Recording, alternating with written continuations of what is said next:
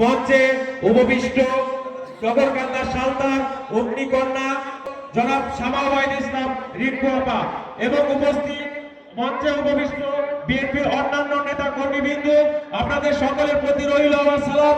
আসসালামু আলাইকুম ওয়া রাহমাতুল্লাহ। আজকের এই জনসমাবেশ এটাই প্রমাণ করে নগরকান্দা সালতার প্রতি ইঞ্চি মাটিতে একটাই নাম, তার নাম শামা ওবায়দ ইসলাম।